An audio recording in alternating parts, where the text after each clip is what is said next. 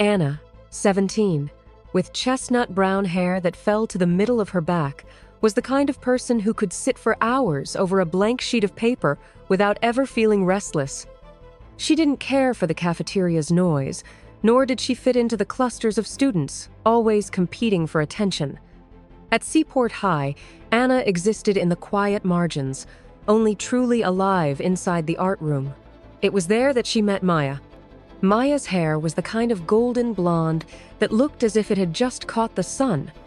Her gray-blue eyes could be as soft as a still sea or as sharp as the crest of a breaking wave. She laughed easily, spoke with her whole face, and had a way of making the person she looked at feel like the only one in the room. Anna couldn't pinpoint the exact moment it happened, but every time Maya appeared, the air seemed to shift.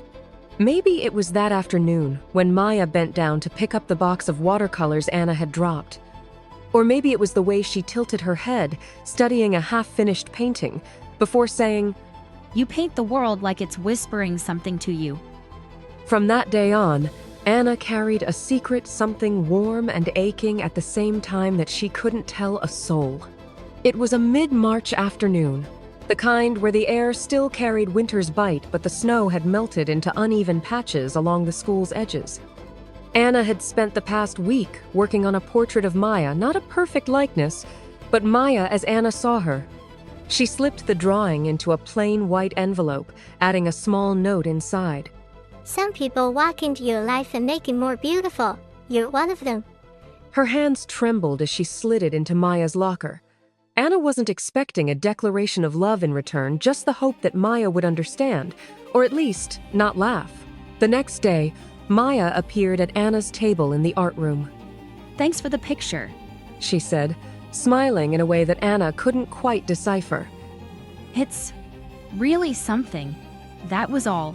But it was enough to make Anna's chest feel like glass catching the sun, fragile and radiant all at once. She walked home that day through a biting coastal wind, but she hardly noticed it. All she could feel was the heat in her face and the dizzy, impossible thought, maybe this could be something. The hope didn't last. Within a week, Anna began to hear it, her name whispered behind cupped hands in hallways, followed by smothered giggles. By lunch, she caught pieces of sentences floating past her like debris on the tide. She actually thinks. Drew her like she's in love. Gross. It didn't take long to figure out why. Maya had told her friends, and those friends had told their friends. The worst part wasn't the teasing, it was the realization that Maya hadn't just shared the story. She'd made it a punchline. Anna was no longer just the quiet girl in art class. She was that girl, the one who had fallen for another girl, and thought it was safe to say so. Each time she passed Maya in the hallway now, the easy smile was gone. In its place was something sharper, an amused, knowing smirk, like a private joke Anna wasn't in on anymore. Anna started keeping her head down, hurrying from class to class, avoiding eye contact. But even then, she could feel it, eyes on her back, laughter trailing just far enough behind to feel like a shadow she couldn't shake. It happened on a Thursday afternoon, when the hallways were emptying and the air smelled faintly of disinfectant and rain. Anna had been heading to the art room, sketchbook tucked under her arm, when she heard a voice call from behind. Hey, Anna Maya wants to talk to you. She's waiting near the gym. It was one of Maya's friends, a tall girl with a ponytail so tight it looked painful. Her tone was casual, but her eyes held a glint that made Anna's stomach tighten. Still, Anna followed. The corridor near the gym was dim, lit only by the gray light seeping in through narrow windows. The girl led her to a side door she'd never used before, an old storage room behind the bleachers. Inside, the air was damp and smelled faintly of dust and old sweat. Before Anna could speak, hands closed around her arms from behind. Another girl stepped forward, blocking the doorway. "Well, look who showed up," one of them sneered. The little artist with a crush. Anna's back hit the cold metal of a folding chair as they shoved her down. Someone yanked her wrists together, wrapping them with something sharp-edged plastic zip ties. The sound that came next was a low electric buzz, a hair clipper. revised. At first, Anna thought they were bluffing. She froze, eyes darting from one face to another. All of them wore the same expression, mocking amusement, as if this were just another after-school joke. Then came the sharp buzz of the clippers. The sound jolted her into motion. Stop, let me go. She screamed, twisting against the zip ties, her voice ricocheting off the concrete walls. She called out again, louder this time. Help, somebody. But her words were swallowed by laughter. A hand clamped hard over her shoulder, forcing her still. Another gripped the back of her head, tilting it forward. The first swipe of the clippers tore through her hair with a mechanical snarl, the vibration rattling through her skull. A lock of her brown hair slid down her arm, falling to the dusty floor. No, please. Her voice cracked, but the girls only laughed harder, their bodies pressing in to block the doorway. They worked quickly, each pass of the blade bearing more skin, the cold air biting at her exposed scalp. Her cries grew hoarse, her struggles weaker, but they didn't stop, not when one of them pulled out a phone to film, not when another leaned in close and hissed, "Now everyone will see the real you." By the time they finished, her lap and the floor were littered with hair. Her wrists burned from the plastic ties, her throat raw from screaming. The girls cut her loose and walked out, their laughter trailing behind like a cruel soundtrack. Anna stayed in the chair, trembling. She touched her scalp and felt only uneven bristles and cold skin. That was when the tears finally came silent, unstoppable. Anna didn't go to school the next day, or the day after. She stayed in her room with the curtains drawn, the hood of her sweatshirt pulled so far forward it shadowed her eyes. Even in the dark, she kept her head down, as if avoiding her own reflection. Her mother noticed first. It was the third evening, and Anna hadn't come down for dinner. The door opened without a knock, letting in the faint smell of the baked bread cooling on the kitchen counter downstairs. "Anna," her mother said softly. "You've been in here all day. What's going on?" When Anna didn't answer, her mother stepped closer. She reached out, fingers brushing the hood's edge. Anna flinched, but it was too late. The fabric slipped back. For a heartbeat, her mother didn't breathe. The sight of the uneven stubble, the red marks along her hairline, the haunted look in her daughter's eyes, none of it fit into the world she thought she knew. "Who did this to you?" Her voice was trembling now, a mix of fury and grief. Anna's lips parted, and for the first time since that storage room, she spoke. They laugh. They filmed it. Her voice cracked. Because I like you, girl. Her mother's arms wrapped around her before she could say more. By the time her father came upstairs, his hands still smelling faintly of sawdust from the workshop, the room was thick with a silence heavy enough to break bones. He took one look and said, "We're going to the school." The next morning, they were in the principal's office before the first bell rang. Anna sat between her parents, the hood pulled back this time. She let them see, let everyone see the damage. Her father's voice was steady, but it carried an edge like a blade. "We want the names of the students who did this. We want that video deleted. And we want to know what you're going to do about it." The principal shifted uncomfortably, papers shuffling under his hands. He mumbled about policy, about investigation procedures. Anna's mother cut him off. "Our daughter was assaulted. She was humiliated because she dared to care about someone. This is not going away." Anna stared at her hands, but her parents' words sank deep. She realized they weren't just speaking for her, they were speaking with her. When the principal finally asked if Anna wanted to make a formal statement, she hesitated. The thought of telling the whole story out loud made her stomach twist. But then she felt her mother's hand on her back, warm. The statement took an hour. It felt longer. Anna sat in a small conference room with a guidance counselor, the principal, and an assistant who typed everything she said. She kept her eyes fixed on a knot in the wooden table, speaking as if the words belonged to someone else, a girl she might have drawn once, in softer colors, before she knew how sharp the world could be. When it was over, the principal cleared his throat and mentioned next steps, disciplinary action, and district guidelines. He also said there would be a school-wide assembly the following week on harassment and discrimination. Anna heard the words, but what she felt was her mother's hand on her shoulder, anchoring her to the room. What she saw, through the glass pane in the office door, was a slice of hallway she would have to walk through again. Later that day, on the way out, Maya was there, leaning against a locker, alone. The hallway had emptied. The fluorescent lights hummed like insects. Maya lifted her gaze. Anna? The name came out small, as if it didn't fit in her mouth anymore. She stepped forward, then stopped. I heard you talk to the principal. Anna waited. Maya started, and the words snagged in her throat.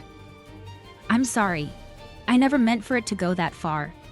I told them I didn't think. She looked at Anna's head, then away, swallowing hard. I should have stopped them. You left. Anna said, not cruelly, only as a fact. Maya's eyes flinched. I was scared. She exhaled. I didn't want them to turn it on me. There it was, the quiet center of it. Fear masquerading as loyalty, cowardice dressed up as belonging. I like you. Anna said. The word steady. Not the idea of you. You. Maya nodded, an apology forming in the shape of her mouth. I know. She took another breath. Braver this time. If you want me to talk to the principal, I will. I'll tell him what I did. Anna studied her. The fluorescent lights made everything look colder than it felt. Do what you should have done then. She said. Tell the truth. As she turned to leave, Maya spoke again, barely a whisper. I wish I'd been better. Anna didn't answer. She didn't owe the past anything. The video surfaced over the weekend, as if cruelty had a way of finding its own spotlight. It spread through group chats, first grainy, shaky, the sound of laughter louder than the clipper's buzz.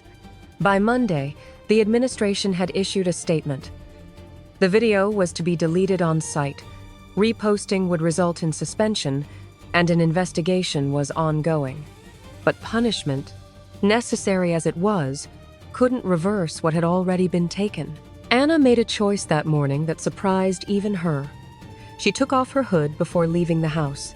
She wrapped a soft cotton scarf around her neck, not her head. When she looked at herself in the mirror by the door, she saw her face stripped of its usual frame of hair. The lines of her skull new and stark, and she did not look away. At school, conversations stuttered when she passed. Some students stared, then pretended not to.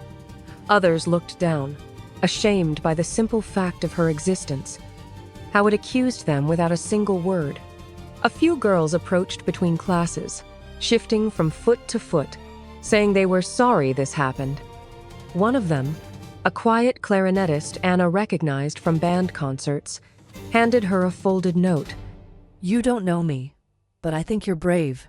If you ever want to sit with us at lunch, there's a space. In the art room, her teacher paused when she walked in. Mrs. Delaney was kind in the way steady people are, no rush, no fuss. She took in Anna's head, her face, the scarf at her throat, and nodded slightly. There's a new stack of cold press paper by the window, she said gently. It's yours if you want it. Anna sat by the window, where the light was good. She laid a fresh sheet in front of her and held the pencil above it, hovering. For a moment, the page was a white field where nothing bad had ever happened. Then the graphite touched down one line, then another. She drew what she feared: the chair, the hands, the glint of a blade near skin. She drew what she remembered: the roughness of zip ties, the throb in her throat, the way laughter can turn into weather inside a room. And then she drew something else. She drew her parents in the principal's office, the way her mother had anchored her with a touch. She drew herself standing in a hallway without a hood, not smiling exactly, but unhidden. Last, with a thin brush, she painted a wash of pale color across the scalp, a crown of light where hair had been. The assembly came on Wednesday, the gym packed with students, staff, and the kind of hush that pretends to be respect but is really fear of being called on. The principal spoke first, careful and clinical. Then the counselor. Then, unexpectedly, Mrs. Delaney, who talked about belonging as if it were a medium, like charcoal or clay, something you learn to handle without choking on the dust. When they asked if anyone wanted to speak, the air shifted. Silence spread outward from the microphone stand like ripples. A few teachers scanned the crowd, ready to move on. Anna stood. It wasn't a decision so much as a momentum, something that had begun when the hood came off and hadn't stopped moving. She walked down the bleacher steps to the floor. Her legs shook, but her face did not. She didn't say the girls' names. She didn't describe every detail. The video had already done that for her. She said what mattered, that she had liked a girl, that a joke was not a shield, that cruelty had been made into content. She said she wasn't ashamed. "I can't control what you think of me," she said, voice steady in the cavernous room, "but I can decide not to disappear." In the bleachers, someone clapped. Then 2 more. The sound grew, not a roar, not theatrical, but enough real hands, real approval, a human sound you can stand on. Afterward, as students funneled out, the clarinetist appeared again with 2 friends and that same shy note of invitation in her voice. Lunch? She asked. It wasn't rescue. It was something better. Room. At home that night, her father came into the kitchen holding a small box. For you? He said, setting it on the counter. Inside was a set of sable brushes and 7 tubes of watercolor cobalt, alizarin, ultramarine, colors that remembered oceans and veins and twilight. For what you're painting. He added, a little gruff. And for what you will. Spring slid into summer. Hair grows whether or not you ask it to slow, stubborn, its own weather. The disciplinary letters arrived. The girls involved were suspended. Maya spoke to the principal and to Anna's parents, then to Anna herself in a short conversation outside the art room. She didn't try to braid apology into absolution. She offered no defense beyond the truth. I was afraid, she said. I let them decide who I was. Don't do it again, Anna said. It was not forgiveness, not exactly, but it was an ending that also faced forward. By late July, soft stubble had given way to something like a halo, a fine, close crop that caught the sun. On mornings when the light angled in through her window, the short hairs gleamed, turning her head into a small, bright planet. She worked a weekend job at the library, shelving returns in the cool quiet while fans hummed overhead.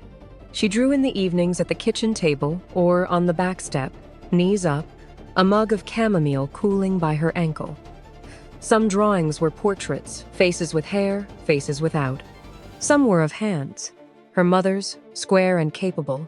Her father's, nicked and rough. The thumbnail always a little darker from the workshop. Sometimes she drew the sea, but only where it met the land, the place where one thing ends because another begins. When school started again, a year had turned. The first day tasted like mint and paper and the old ache of nerves. She walked through the doors without a hood, heads turned, as they always do. The rumors had burned out months before. A new scandal had already replaced them, as scandals do. Still, a few eyes softened in recognition. The clarinetist waved her over to a table. Sit, she said, and there was coffee, a shared muffin, a small clatter of laughter that didn't require anyone else's pain. In the art room, Mrs. Delaney pointed to the wall. Over the summer, she had framed one of Anna's pieces, the crown of light, the hint of a chair, a figure turned toward a doorway. Beneath it, a tiny placard read, "Untitled Becoming." "It belongs here," Mrs. Delaney said, "until it belongs somewhere bigger." That afternoon, Anna walked home by the long route, past the harbor, past the bait shop with its peeling blue paint. The wind lifted, not harsh, just enough to brush her scalp and skim her skin with a briny chill. She stopped at the railing and watched the water lift and fall, a body remembering itself with every wave. She thought of the storage room, concrete walls, the ache of plastic cutting skin, the laugh-track cruelty of a video made to be shared.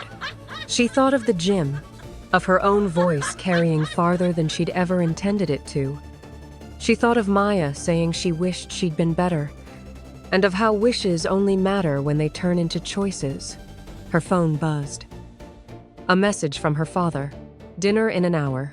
Mom made your favorite. Don't be late or I'll eat your portion. Under it, a photo from her mother. A new beanie on the kitchen table. Soft, ribbed, knit. Try me on if you like. Or don't. Your call. She smiled, small, private. The kind that belongs to the person wearing it more than to anyone watching. Later, in her room, she taped a fresh sheet of paper to her drawing board and pinned it at the corners. She sat. She waited for the page to steady. The pencil touched down and traced a first, quiet line. It bloomed into another, and another a threshold, a figure stepping through. She didn't title it. Not yet. Outside, evening leaned over the town. Somewhere, a porch light clicked on. In the kitchen, a pan touched heat. From the hallway, the small domestic sounds of her parents' moving doors, laughter, a chair scraped lightly against the floor found their way into her room and settled there. Anna looked at the drawing and felt it for what it was. Not a return to who she'd been, not a victory posed for a camera, but the beginning of a belonging that could not be shaved off or posted away. Hair would grow, or it wouldn't. Either way, the crown was already there. When she set the pencil down, the room was quiet and wide. She stood, slipped on the new beanie, then took it off again and left it on the chair. She didn't need it tonight. Downstairs, the front door opened as she reached the bottom step. Her parents looked up. Her mother's face softened. Her father's hand lifted in a clumsy salute with a wooden spoon. "Hey, kiddo," he said. "Right on time." "Right on time," she echoed, and the words felt true. She crossed the kitchen tile, the light above the table turning her short hair into a ring of dusk, and the three of them settled at the table as the day dimmed 3 points of warmth in a room that knew their names. It wasn't triumph. It wasn't a lesson wrapped in a bow. It was something better. A life resuming its shape. One ordinary moment after another. A steady becoming. And in the soft, ordinary light, Anna understood finally, fully, that what had been taken from her could not define what she was still willing to claim.